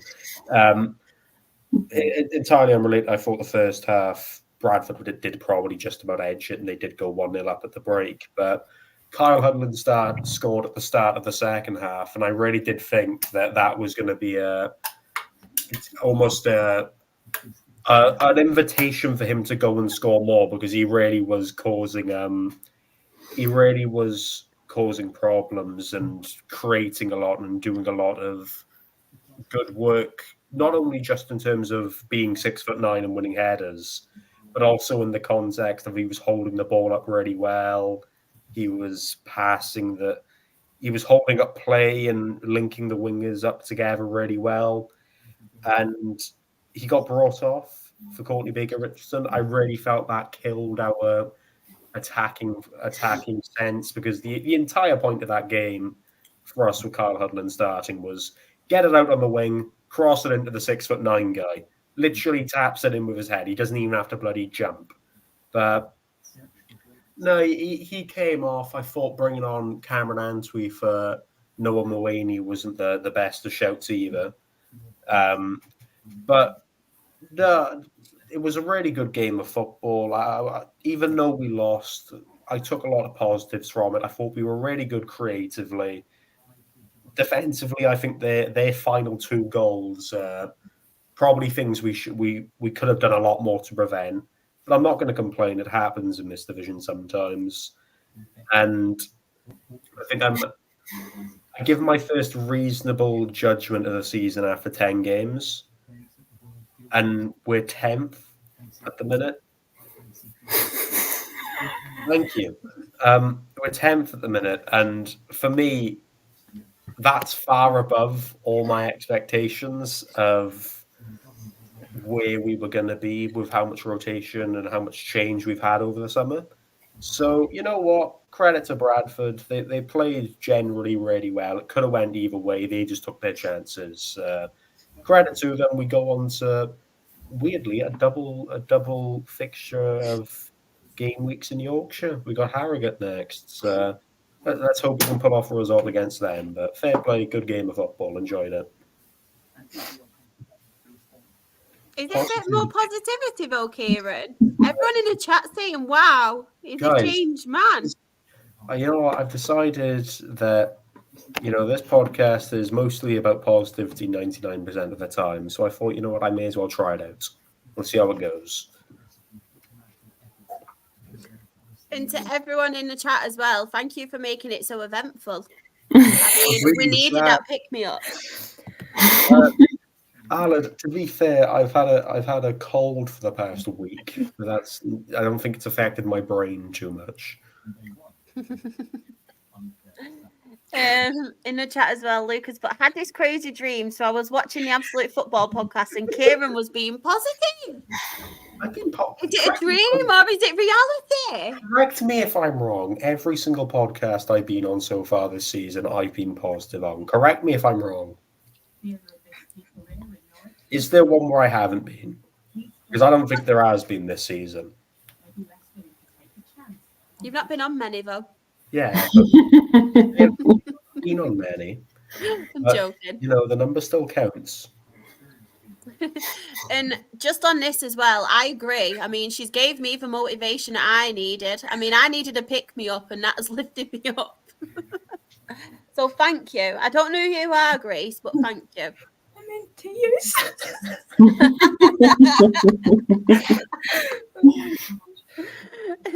So, League Two table. Before we end the show, I mean, what an eventful night. But top of League Two, we have Walsall on 19 points. Second is Gillingham on 19 points. Barrow are third on 19 points. Doncaster are fourth on 19 points. Notts County are fifth on 18 points. Port Vale is sixth on 18 points. Fleetwood Town, they are seventh on 16 points. And then in the relegation zone, I'm so sorry again, girls, but Accrington Stanley are 23rd on 6 points. And Morecambe are bottom of the league on 4 points. Hope it changes soon. We're catching Carlisle. Capitals! Yay! I don't know if flattered is the right word. I think I'm a bit scared. Terrified. Oh my gosh. Are you a striker because you just scored a goal in my heart? Oh wow. I'm going to use that chat line. Yeah. Next time I'm out on the poll, I'm going to be like, are you a striker? Because you just scored a goal in my heart. I'm going to add that to my CV and hand it into an employer. We need to get it on merch. Podcast merch. Yeah. Duke Tree is happy because they're back in Capitals. Graham has put, I'm not sure I'll ever recover from this show. Johnny has also put, I know I said you'd help me out, Shah, but I want to say thank you to the rest of the team on the pod for always there for me. You're very welcome, and we appreciate your kindness too, Johnny. Do you know what? It's coming to the end of the podcast, and Grace has said that they have 2 more chat-up lines. So do you know what? Go for it. While we are waiting for these chat-up lines and this flirting, there was a birthday yesterday from the Absolute Football Podcast team. It was Rosie from our WSL podcast. So, as Josh has said, I am the designated happy birthday singer. I've done it for everybody else, so I only feel it's right. I do it for Rosie. So, I will sing happy birthday before I read these chat lines. So, happy birthday to you. Happy birthday to you. Happy birthday, dear Rosie. And Aled, because it's his birthday tomorrow. Happy birthday to them. Hip, hip, hooray. Woo. Graham has put, Rebecca's got to compose herself now for the point, her biggest test yet. Grace, right, are you ready for this one? Are you a penalty shootout? Because my heart races every time I see you. Oh, what a chat up line. That one's painfully relatable What to a me. chat up line. Tranmere Rovers show us put, I'm definitely using these, Grace. I'll pay millions for these. Everybody saying happy birthday to Rosie. Happy birthday, Ali, too. That's from Dietrich. Lucas put, great show, everyone. Roll on Saturday. All the best to everyone on Saturday. 1 month till I am 19. Aw. Happy birthday for tomorrow, Aled. Happy birthday, Aled. We are at the end of our podcast. Apart from the one more pickup line, are we playing Yeah. extra time? Because I never want this moment to end. Do you know what? We will leave the last pickup line. That can be my final line of a podcast before I So, first of all, Rebecca, don't give out any details because I think Grace will be coming after you. So do you want to share where you are on social media or do you not? I don't know what to do. Bye. Yeah. Yeah. If I just want to move on, I don't think I can do it. Jen, where can everyone find you first? I'm not sure. I'll put it out there now. Can't find us anywhere. We're going into hiding. Yeah. I'm in my own basement by myself with food and water.